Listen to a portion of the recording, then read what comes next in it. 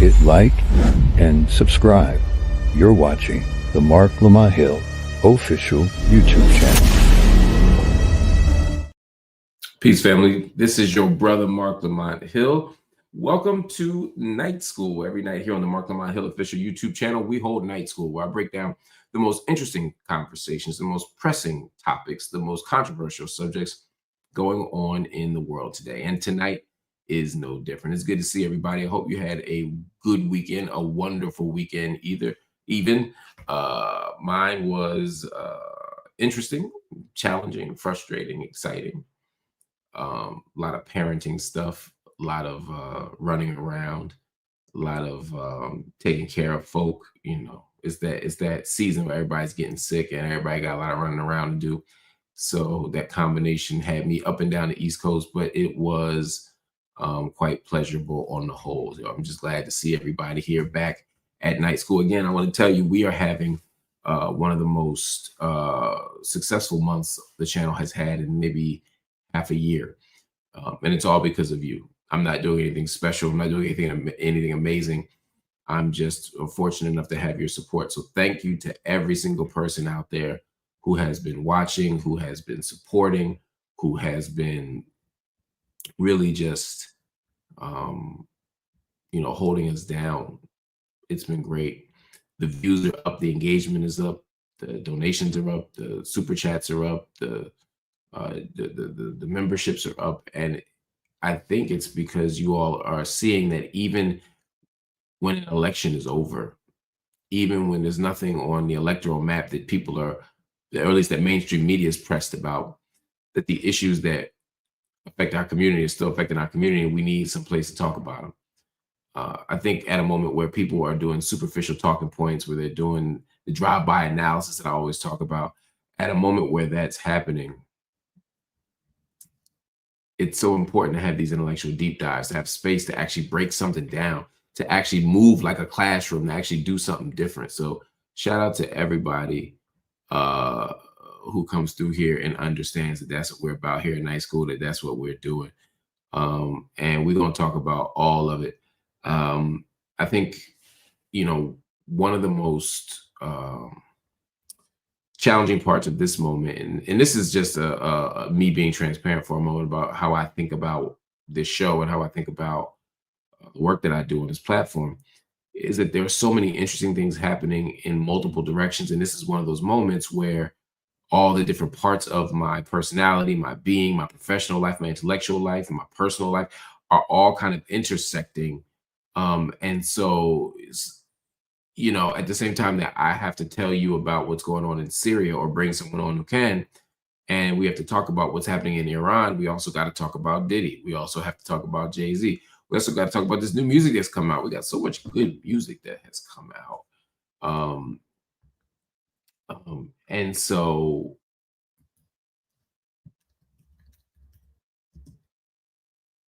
I'm adding that to the mix, as a matter of fact. And so I want to talk about all that stuff. And so some of y'all be like, yo, I came here for Syria.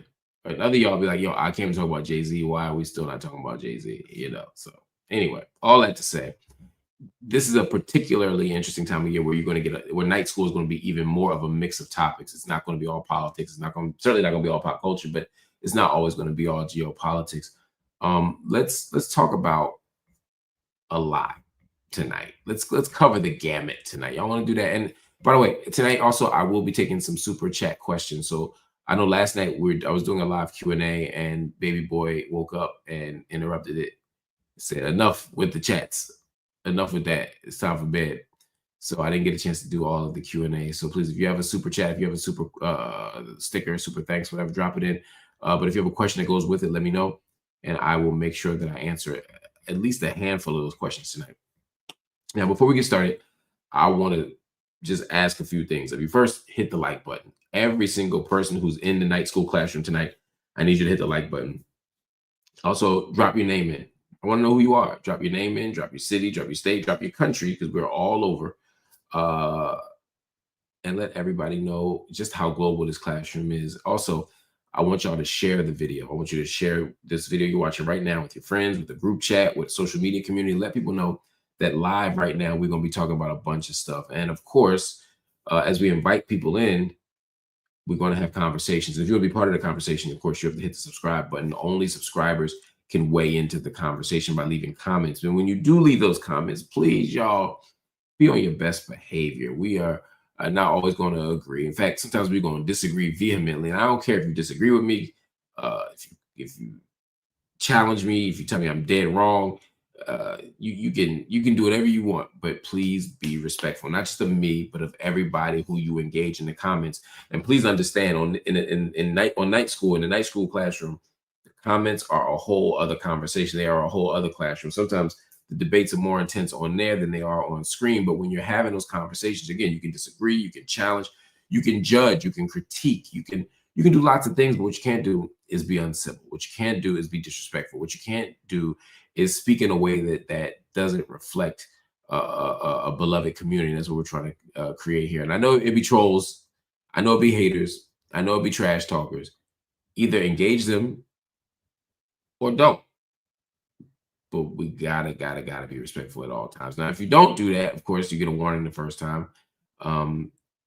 We got moderators to watch this, y'all. You get a warning the first time. Second time, you get muted, which means you can't comment at all. And then the third time, unfortunately, we got to get you up out of here. But we don't want to do that. We haven't had to do that much ever. So let's keep it that way. Anyway, coming up, we're going to talk about Israel expanding its illegal occupation in Syria.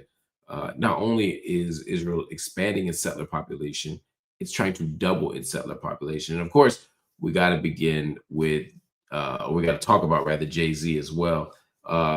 Not only has more evidence come out that kind of shreds his accuser's entire story. We'll talk about what that means. But also, Jay-Z has said, yo, I'm distancing myself from Diddy.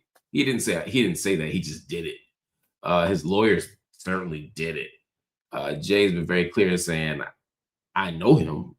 Like, we be at the same parties, but we don't party together. And so there's that whole, like, you know, that's his cases over there. Don't mix me and Hov. Don't mix Hov and Diddy together. That ain't what we about. And of course, maybe we'll start here since it's not as important, but worth mentioning. Candace Owens. I know y'all say I talk about Candace Owens too much. There's a reason why we talk about Candace Owens over here. It's not just because it gets clicks and views, although that's not a bad reason.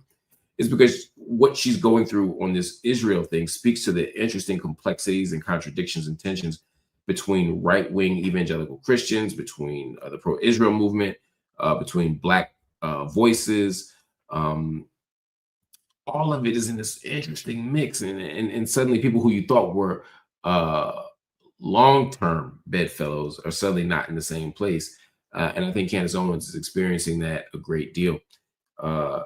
If you don't know, there's an organization, a watchdog group called Stop Antisemitism. You know what? Let me just get to it. Let me just get to it, because I think you all are going to want to know this. All right. Candace Owens has been named Anti-Semite of the Year. It's an annual contest held by the watchdog group Stop Antisemitism, and it was a proud moment for Candace. It seemed she was happy to accept the award. She used it not as an opportunity to hold her head in shame, as some people might if they got that award, but instead to speak out, and to even accept the award and explain the reason why she's happy to get it. So check this out. Here's Candace Owens accepting her award. It's amazing because of not just how they announced it, but the quote that they were able to get from Stop Antisemitism's founder, which is a woman named Leora Rez. So they announced that firebrand pundit Candace Owens has been named the Anti-Semite of the Year by the watchdog group Stop Antisemitism. They say that she, quote, blew the competition away with more votes than anyone in previous years. Right there, amazing. It's like so much is going on. If you really got to paint a picture of yourself of who is terrifying the Jewish community, like who is the second coming of Adolf Hitler. It used to be Donald Trump. They're over that. Now he's in the cover of Time magazine, but also Adolf Hitler was once upon a time in the cover of Time magazine. Anyways, the point is now they've realized the field has been cleared by me, Candace Owens, okay? This is the quote that Leora Rez gave. It is exceptional. She said, Candace Owens's witch's brew of anti-Semitism drew from vile medieval blood libels, including claims that Jews drink Christian blood, conspiracies that Jews are pedophiles who control the media and are taking over America, and modern toxic anti-Israel hysteria. There is no psychotic rabbit hole too extreme for this poisonous hater. And I just wonder, like, when people give quotations like that, and then when publications decide to publish quotations like that, are they really in that much of a vacuum? Is it just like a feedback loop amongst people that are like Likud Party journalists, where they don't realize how completely warped and deranged they sound to even put these things on paper? Like, no one believes this. Obviously, nobody believes this. And look no further than the New York Post comment section. It was exceptional, just completely being ratioed everywhere. You got to go on Instagram. I'm going to read you a few of these comments, but people were just reaching out. We were getting donations. They were angry at the New York Post for this, making a mockery of it. Even Grok, which is like X's AI program, were like, yeah, Candace has been named Anti-Semite of the year, but there has been some mixed reactions. So I'm going to read some of these mixed reactions on Instagram. This user wrote, "This is how you try and destroy someone through insidious rumors. And then later, God finds a way to vindicate the flock of pariahs. Honestly, I'm not a fan of hers, but come on." This next person writes, "She was hoping to get it. Ha ha ha. Candace is a truth teller. Hashtag Christ is King." This person writes, "Wow." And she had some serious competition. I did. This person writes, "Israel rating American citizens by how well behaved they are. The nerve of these people." This person says, "The truth doesn't make you anti-anything. She's a hero. Only genocide supporters would call her an anti-Semite. The truth will get you canceled. Candace is great. Israel should be marked as anti-Christian of the year after what they did in Syria." So it's not going well, I would say, for like the pro-Israel lobby. People are not falling for this sort of a thing. But it's interesting to see that they have not stopped the onslaught of slander and libel this entire year, when any person just wants them to practically debate why it is that America should be married to the foreign policy aims of Bibi Netanyahu and the Likud party. It makes entirely no sense. It's interesting if you just actually reflect and think about this, though. Because it makes Years ago, entirely no sense. So many things I want to talk about with this, right? First, let me just start by saying Candace Owens is without a doubt a problematic figure. I debate Candace a lot. We engage a lot on other platforms, not so much here. We've debated once here, I think, really a discussion. But at the end of the day, Candace Owens is a very interesting and I would argue problematic figure. Candace advances, I think, theories, arguments, political positions, and even just outright claims that I think are dangerous, inaccurate, and profoundly anti-Black. I'm not saying Candace is anti-Black, but what the politics she advances are anti-Black. And I think that Candace is quite dangerous. And part of why Candace is quite dangerous is because she makes sense to some folk, right? She makes an argument that does make sense, and then it's mixed in with all the stuff that I think is problematic, but it's lightly dipped in truth. And for Black people in particular, we're somewhat conservative, socially, culturally, etc., she can resonate in lots of ways. But while she's resonating, this other stuff is happening. I see lots of Black men on social media engage her and like her and agree with her. Again, but it tends to be around things that are homophobic, transphobic. I'm not saying all Black men are those things. I'm just saying the men who I've seen engage her are engaging her on these issues. And so there's a lot of danger in this, sort of normalizing this right-wing agenda, this Trump agenda, as Candace does. I think these are all things that are problematic. At the same time, Candace ain't wrong on Israel.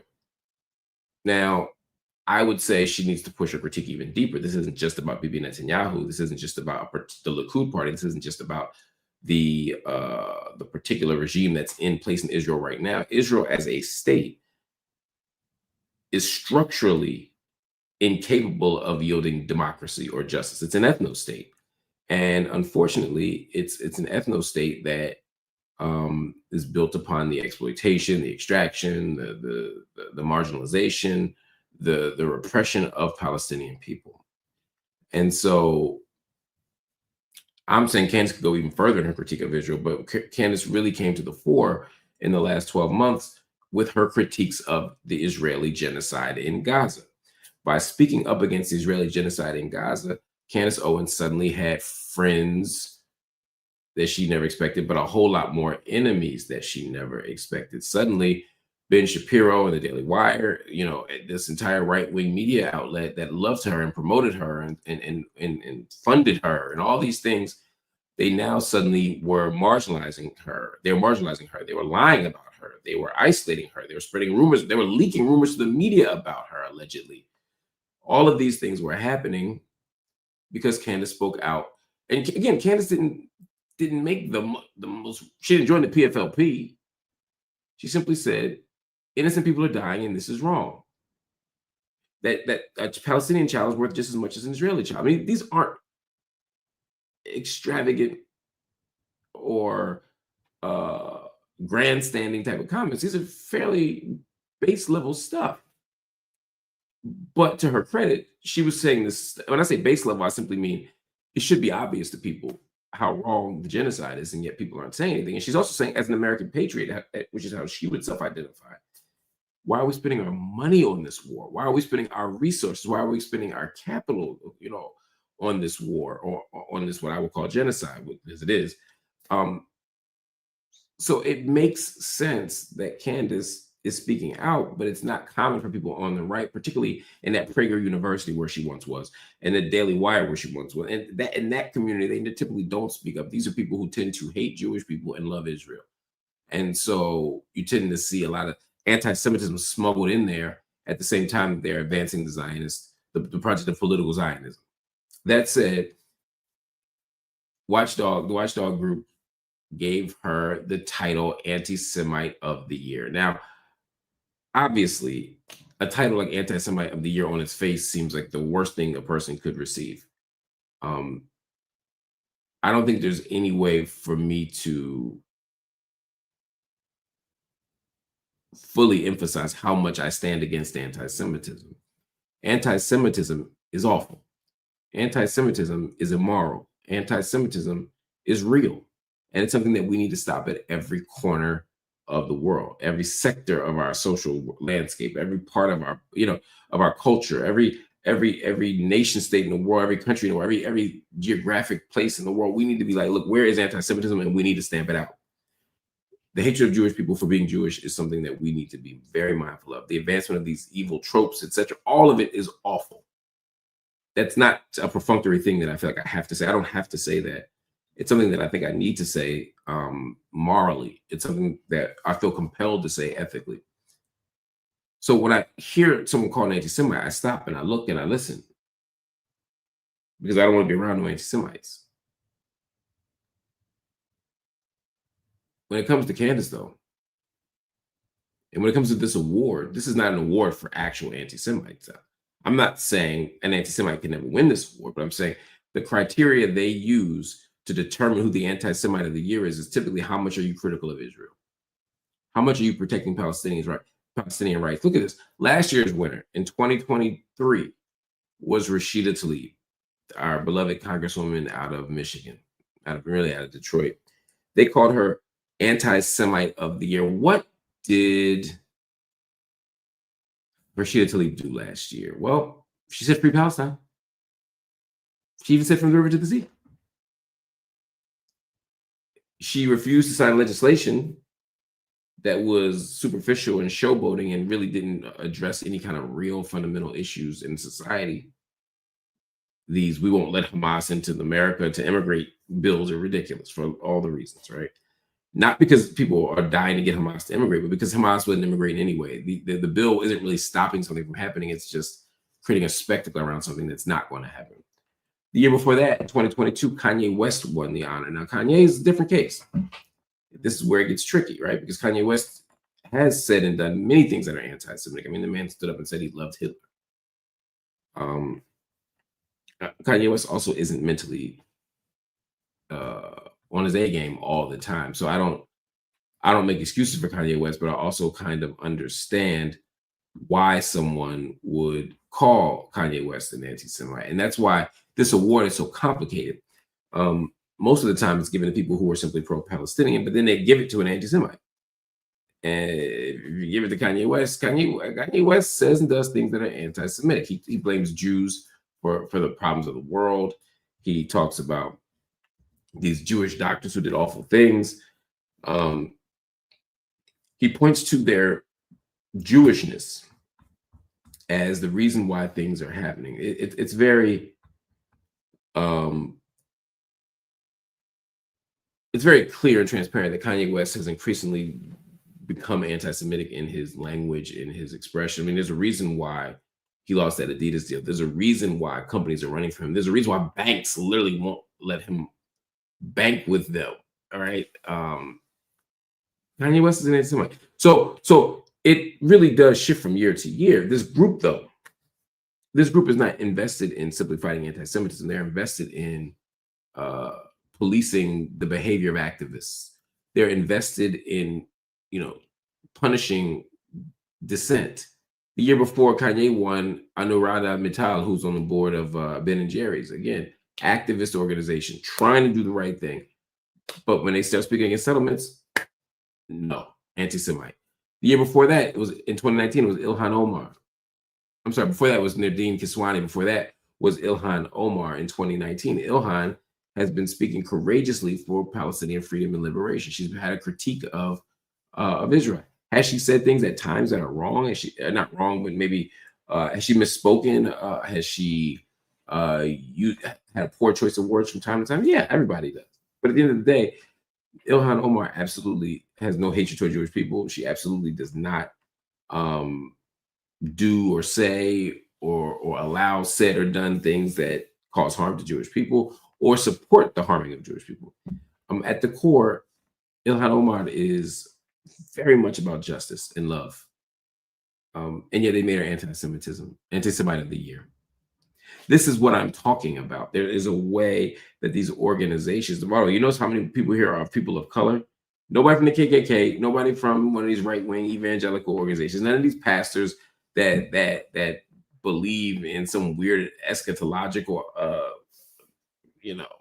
basically, they believe Israel's foundation is part of a kind of end of world's prophecy that's, going to be very harmful and fundamentally anti-Semitic. Point is, all them people out in the world, and somehow it seems like the black and the brown people continue to get called anti-Semitic. Not the right-wingers who say anti-Semitic stuff all the time. No. They say, we're going to get Candace Owens, we're going to get Rashida Tlaib, we're going to get Ilhan Omar, and not to mention these South Asian folks. So again, it's no surprise that she got it. But let's be very clear. There are a lot of awards that she deserves. Lots of awards that she deserves for being awful. This ain't one of them. But by giving out these awards and by kind of almost stalking people who have critiques of Israel, they make it so that people are intimidated, so that people are unwilling to speak up for what's right, so that people don't want any parts of what's going on. And it's an effective strategy. It sucks, but it's an effective strategy. So just something to think about as we talk about it. So I'm not going to congratulate Candace Owens on winning Anti-Semite of the Year because while I think the reason she's getting it is for principled reasons, I also don't want to make light of anti-Semitism, because there is real anti-Semitism happening in the world all day, every day that we need to be addressing. And so anyway, just my 2 cents on that. On to some other news. We saw this coming. We did. Israel is planning to double its population in the occupied Golan Heights. Now, you might say, why? Well, it doesn't actually matter, but Benjamin Netanyahu claims that Syria is still a threat to the people of Israel, despite the fall of the al-Assad regime. And strengthening the Golan Heights to Netanyahu is strengthening Israel. Now, it's it's an argument there. I don't know. It wouldn't be my main argument, you know. But that's how they. I'm talking about Netanyahu. But that's kind of one way that they use to justify the lawless bombings of sovereign countries and the continued and rapid expansion of land on land that does not belong to you. Today, Middle Eastern countries, even Germany denounced the decision to double the settler population in the Syrian territory, which is already illegally occupied by Israel. Now, Qatar rebuked the scheme as a new episode in a series of Israeli aggressions on Syrian territory. That's how Qatar dealt with it. Jordan called it a, quote, blatant violation of international law, as if Israel cares about that. Turkey denounced the move as a bid by Israel to, quote, expand its borders. Saudi Arabia claimed, quote, continued sabotage of Syria's chances of restoring its security and stability. Egypt condemned the plans as, quote, a flagrant violation of Syria's sovereignty and territorial integrity. Germany said it is perfectly clear under international law that this area controlled by Israel belongs to Syria. I mean, again, Germany is like, yo, come on, Israel, to chill too much. You like chill with all occupation. Like, the world is pretty clear throughout Europe, throughout the Middle East. The power brokers know what's up. All these countries know what's up. So where does the United States of America stand, you might ask? I'm glad you did. Here is our favorite State Department spokesperson, Matthew Miller. We show him a lot because he's always saying something wild. He's always getting caught up in his own BS. Here's him again, trying to make sense. Check this out.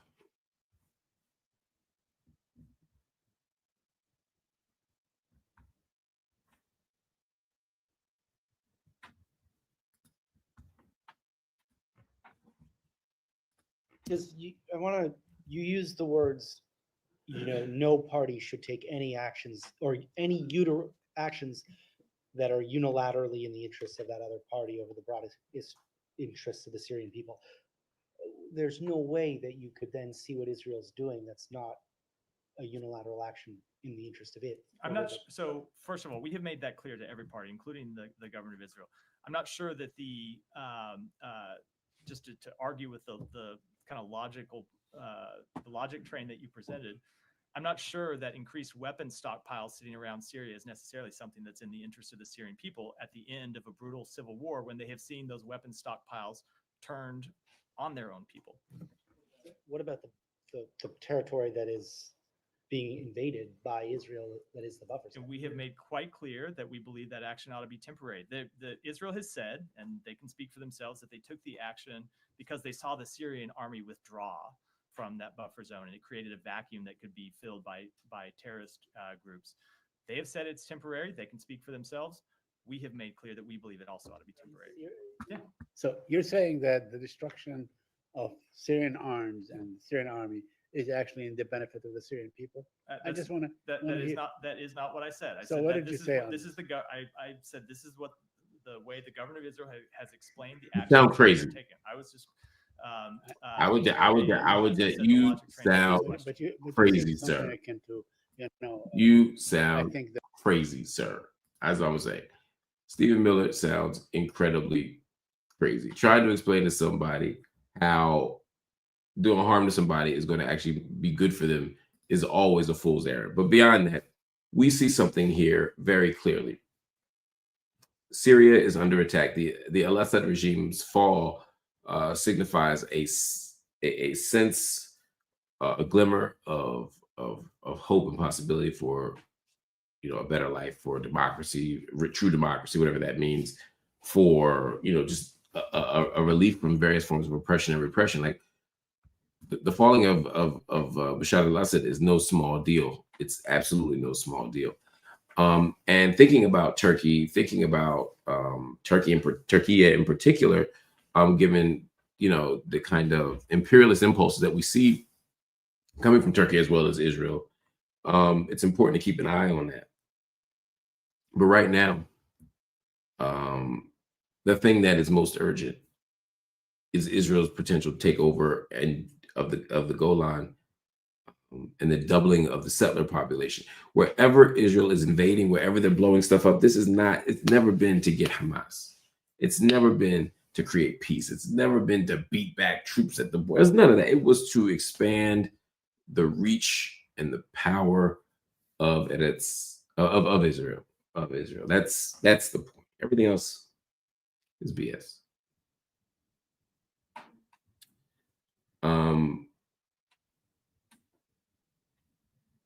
Let me put it differently. The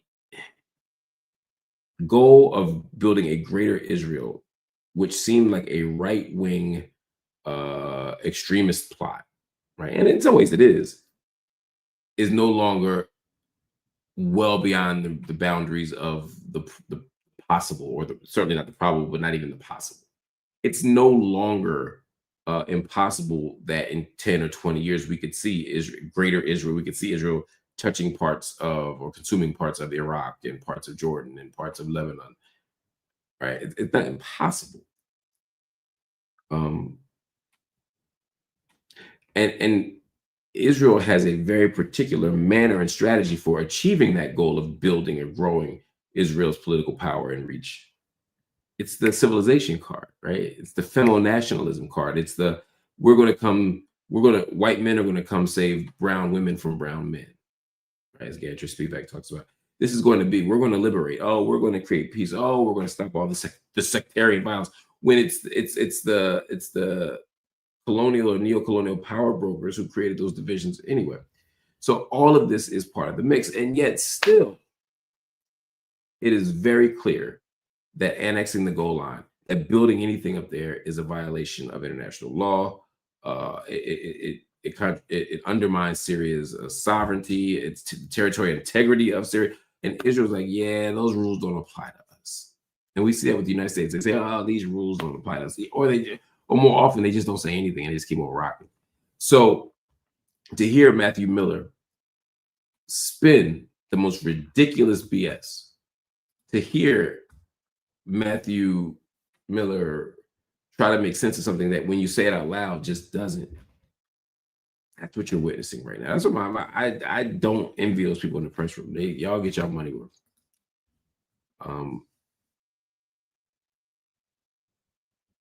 But to tell us the destruction of Syrian arms and the Syrian army could be of benefit to the Syrian people, it's like, where?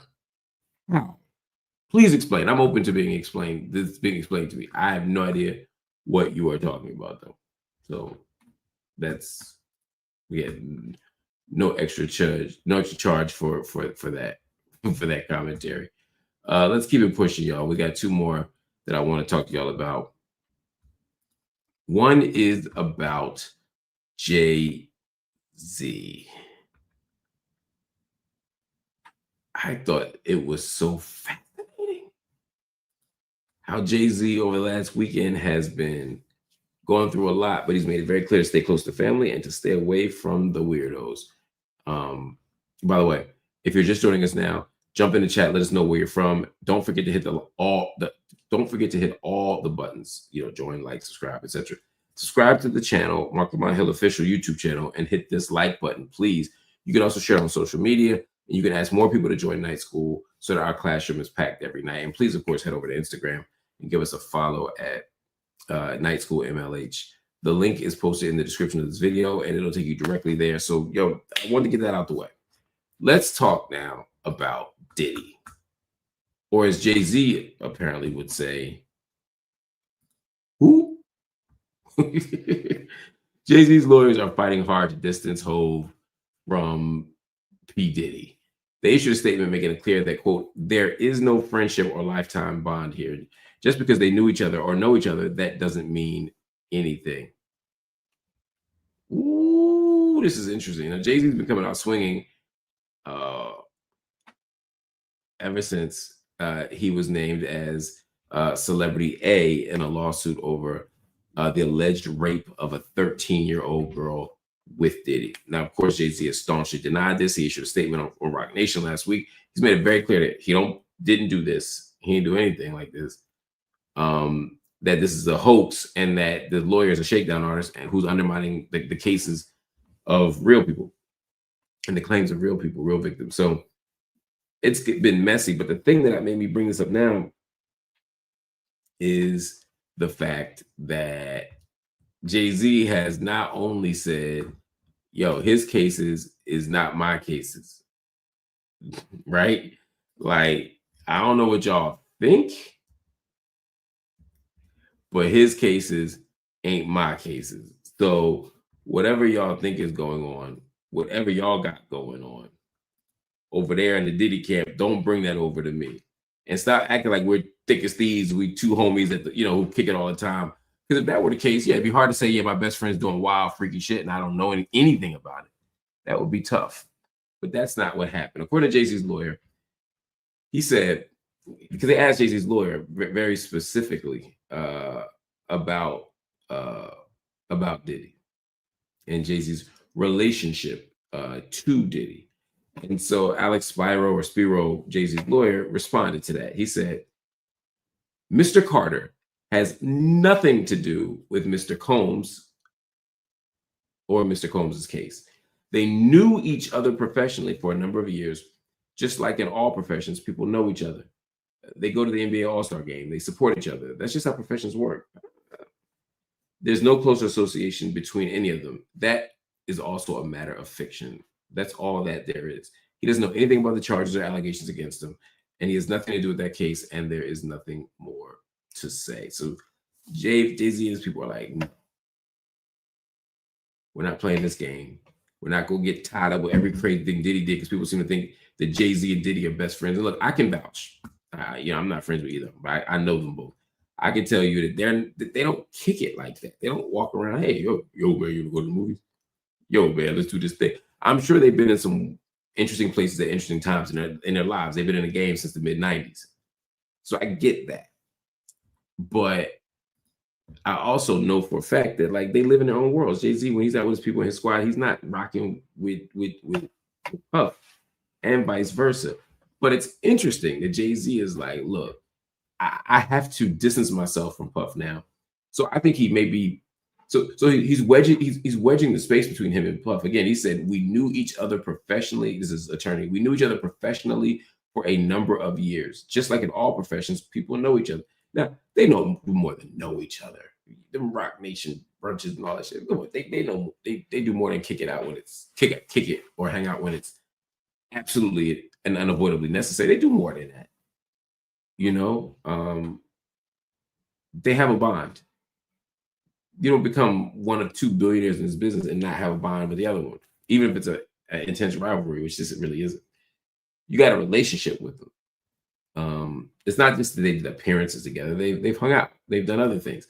But that ain't my business. The point is, Jay-Z is correct in saying, just because I know Puffy don't mean I did that Puffy shit. Jay-Z is saying, I don't do the wild, freaky shit. And honestly, it's not for me to decide who's innocent or guilty, but I do think it's interesting that he's putting that wedge so that people don't keep taking every case against Puff and just throwing Jay-Z in there like that, like that's his homie. If it was Puff and Mace or Jay and Bleak, it'd be like, okay, they have a relationship beyond the music and they're very close. This is something else. This is something else. And hearing Jay-Z say, we knew each other professionally, or hearing his attorney say they know each other professionally, as if like that's just somebody who he fills out his TPS report to hand them to. Like that's kind of funny. But again, this is not a criticism of Jay-Z. I would do the same thing.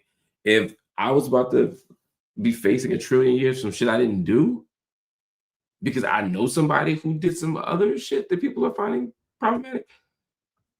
If that's the case, my G.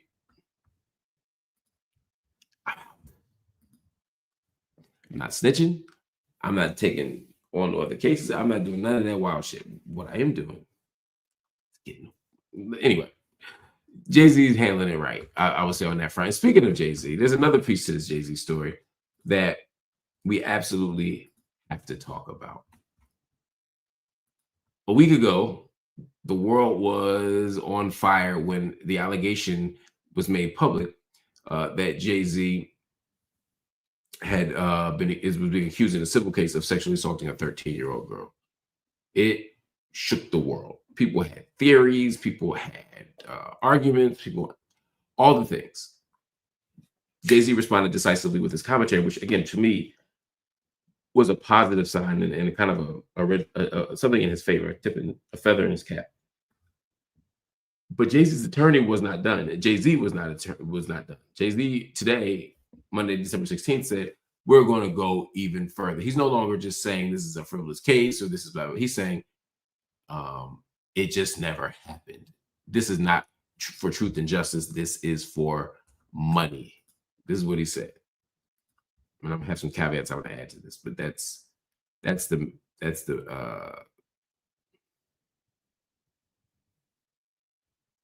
point.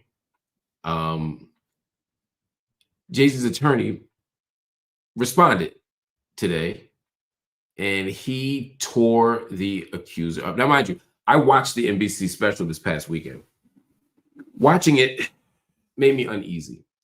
There are a million cases of sexual assault and rape out there. And the number of women who tell the truth and who are absolute, or men who tell the truth about being assaulted is in the high 90s. People don't lie about being sexually assaulted. People don't lie about being molested. People don't lie about being raped. I'm not saying it never happens, but it's very rare. If we want it to be right a whole lot more than we're wrong, our first move should be to just believe women.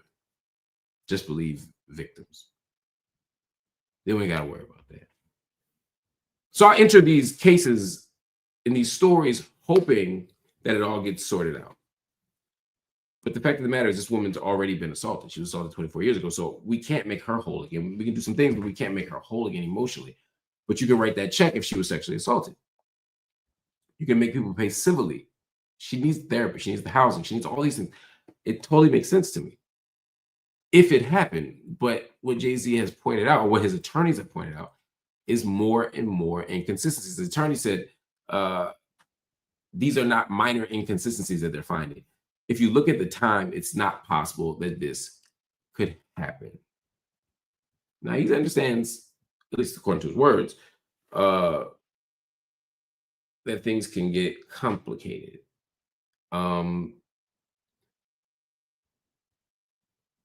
Jay-Z's team understands that for something that happened a quarter of a century ago, you're not going to remember every detail, or you might misremember a detail. But the basic substance should be there, Spiro was arguing. He's actually trying to dismiss the case because of what's there. For example, the woman claimed her father picked her up after the alleged assault, but he says he doesn't remember that.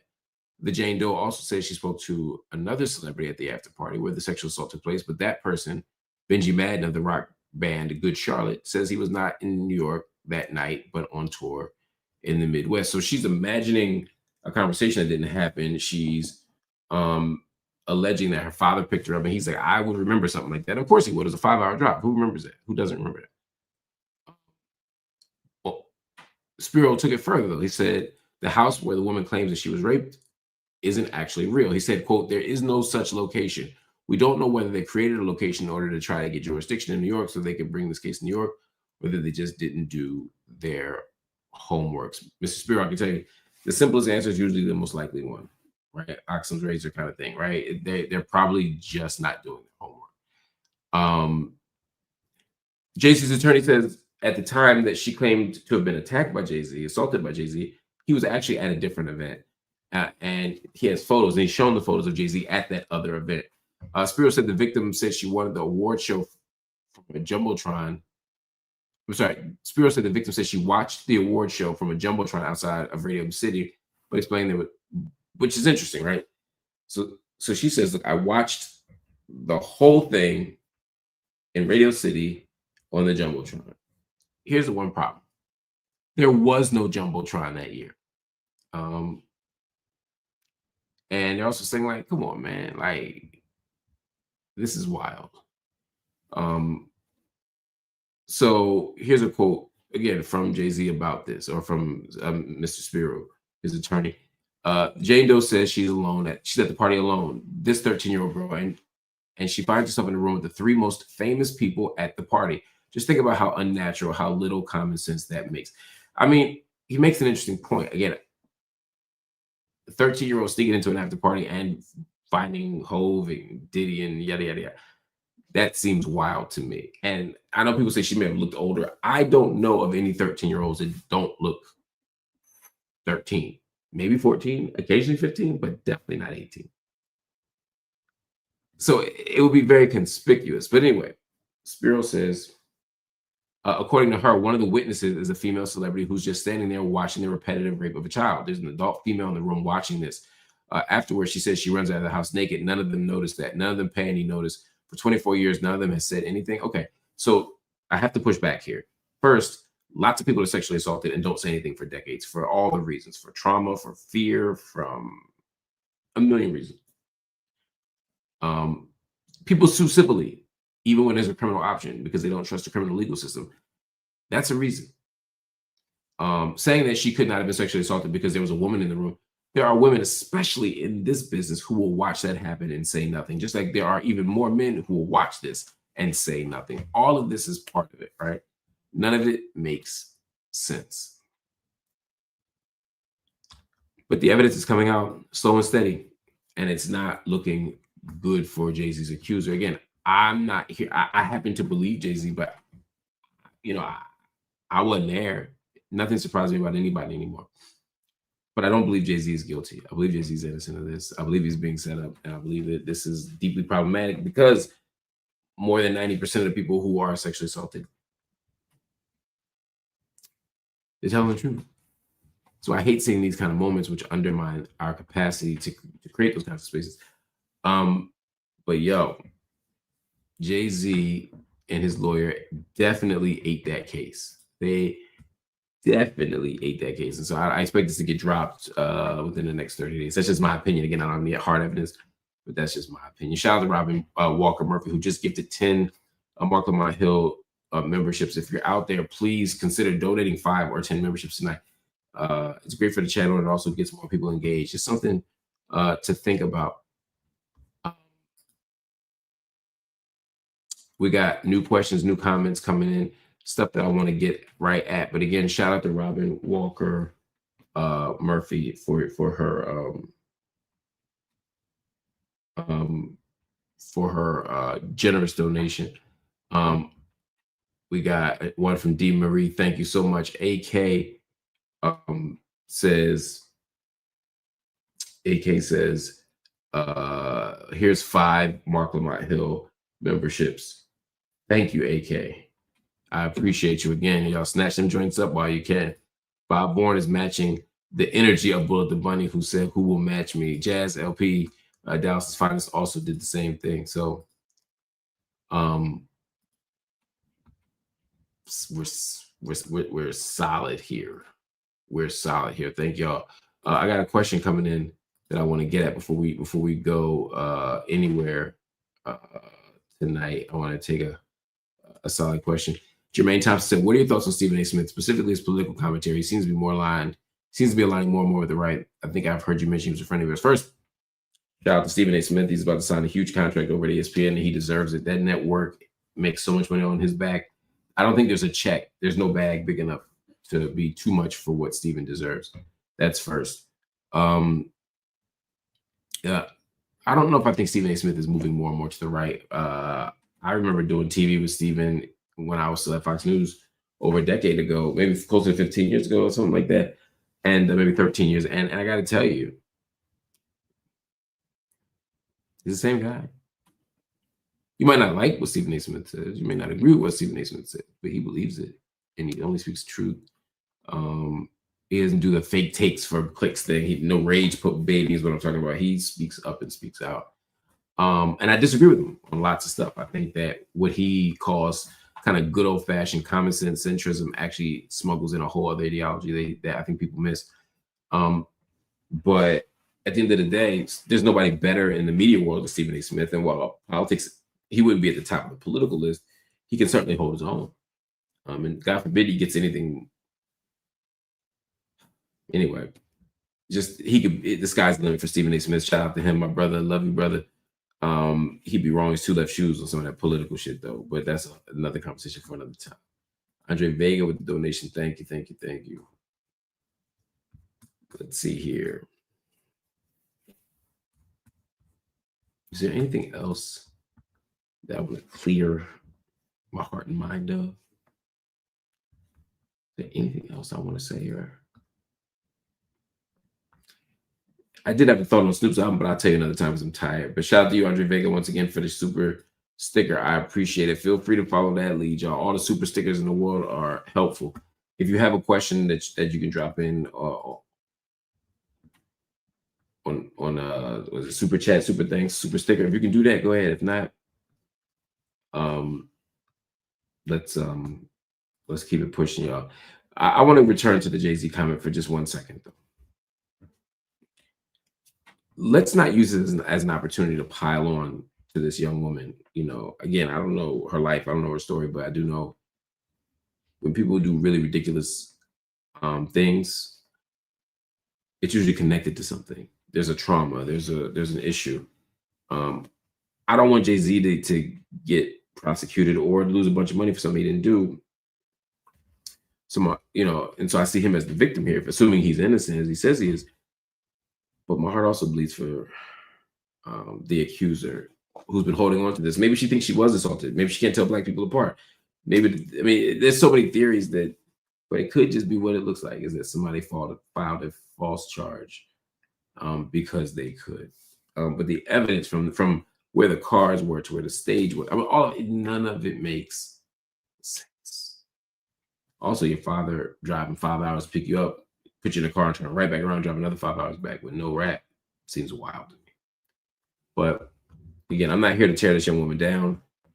I believe victims. I believe it's just this story. And honestly, what drew me to the story wasn't Jay-Z and it wasn't even the woman's story. It was the fact that it was who the attorney was. I knew the attorney had a reputation for being shady. So I was not surprised. But that doesn't mean I'm not disappointed. Anyway, I'll see y'all later. I appreciate y'all, family. It's been a wonderful time tonight. Trying to mix in different types of topics, trying to figure out that sweet spot. But regardless, I appreciate y'all. I love y'all, and I will see you tomorrow. In the meantime, hit the like button, hit the subscribe button, and if you're so inclined, hit the join button.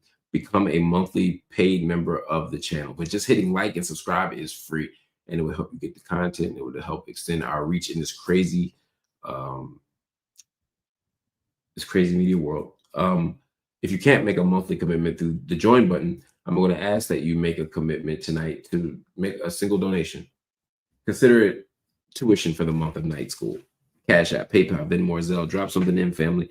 It's the middle of the month, and we got bills to pay. We got bonuses to give. We got all this stuff, but I can't do any of it without your generous and consistent support. Cash App, PayPal, Venmo, Zelle. Drop something down. My favorites are Cash App and Venmo, but I'll rock with whatever. Thank y'all for supporting the channel. Thank y'all for supporting the work that I'm doing. Thank y'all for being voices in the world. I will see y'all later. Peace.